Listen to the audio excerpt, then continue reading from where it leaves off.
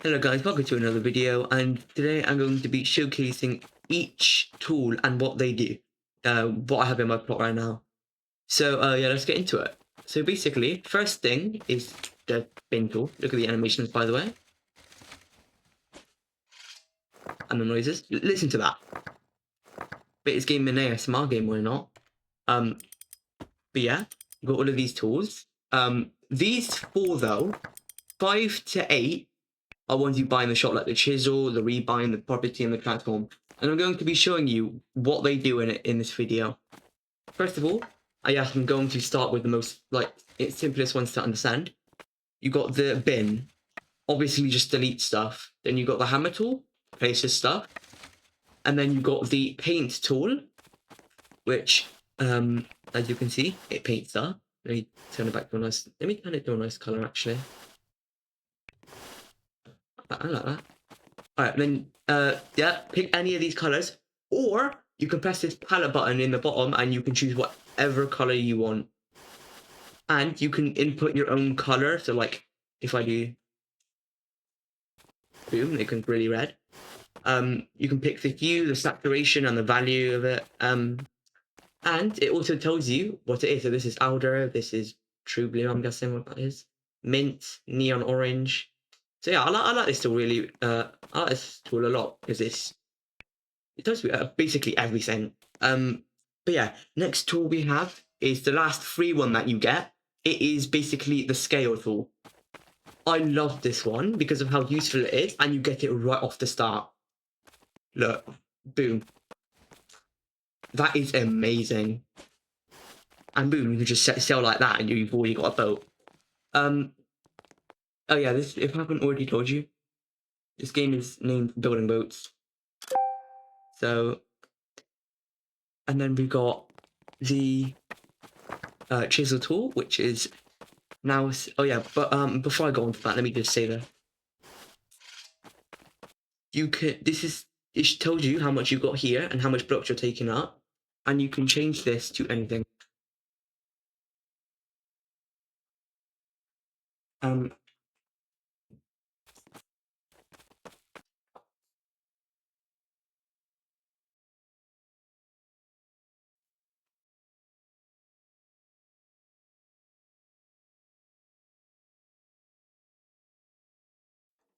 All right, I'll just look at my mouth for a sec. Next, you can input any. If you want, you can click this button and it goes to 2 all the way down to 0.01. You can't put that to 0. But next thing we have is this tool.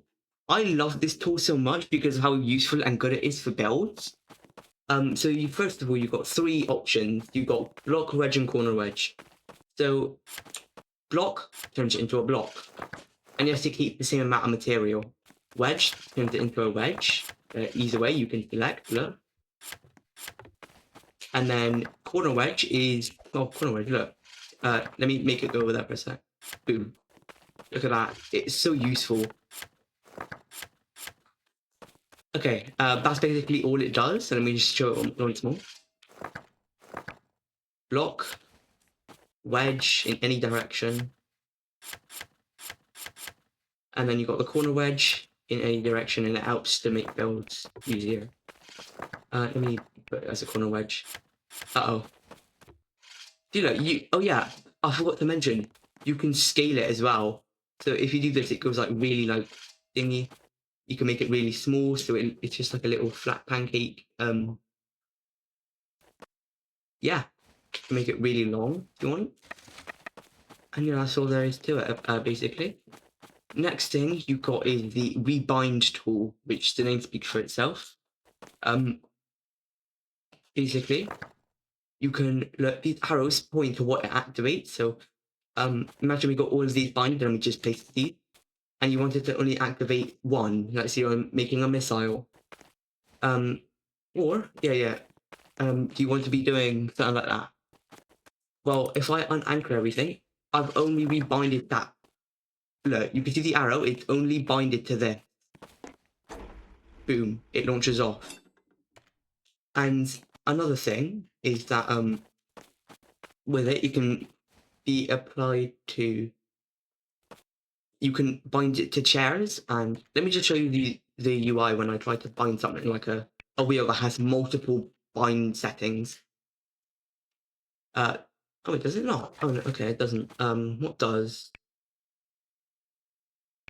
servo? Yeah, it should have to. I was thinking. Oh, I think. Oh, yeah. I'm stupid. It needs to be a chair for that. If I get the driver's seat, and I try to bind it to the driver's seat, it comes up with this. It says rebind to, and the driver's seat is to use that key. So if I press J, it comes down with a menu. And now if I let me not put it to this one. Look, now it activates when I press J. And yeah, that's basically all it does. The next tool we have is the what is it called actually? The property tool. I'll say this is the most useful one for many reasons. But if we scale something out like this, you can turn the collision off. You can make it invisible. You can let me just move it up here. You can look no shadow. Shadow. You can turn that off. You can unanchor it. Out over the floor. And the best thing of all, does this work on it? No. Let's say you've got a wheel, or a server, right? Let me just place that normally. You can change the properties of it. You can do the wheel speed, the torque, if it wants to reverse the other way. Now with the servo, you can do torque, reverse. You can do the angle of it, so it not go 90 degrees this way and this way. Now it only goes 1 degree that way and that way. So yeah, and that's basically all it does. It works on other blocks as well, like this. You can do sensor length. So straight in front of it for 15 studs, I think it is. Yeah. Look what? If I put the sensor lengths to 1, it won't do that thing anymore. Look. As soon as I switch to 15, boom, it pops up.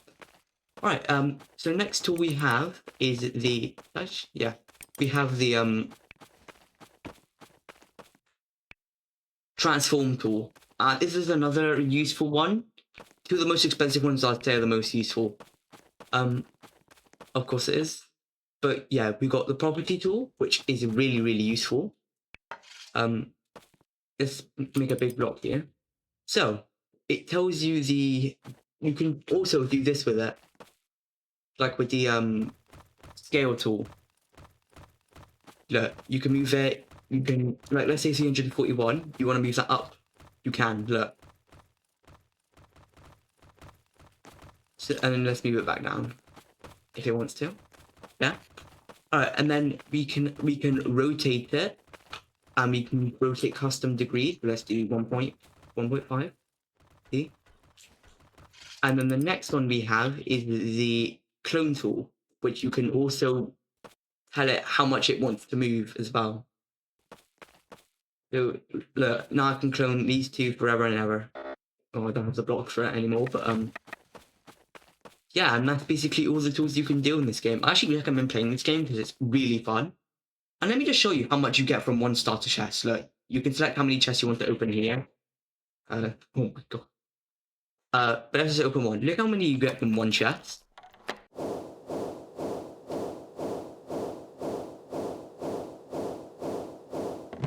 That's quite a lot for when you start off. And let me just show you a quick glitch that you can do to get to the end.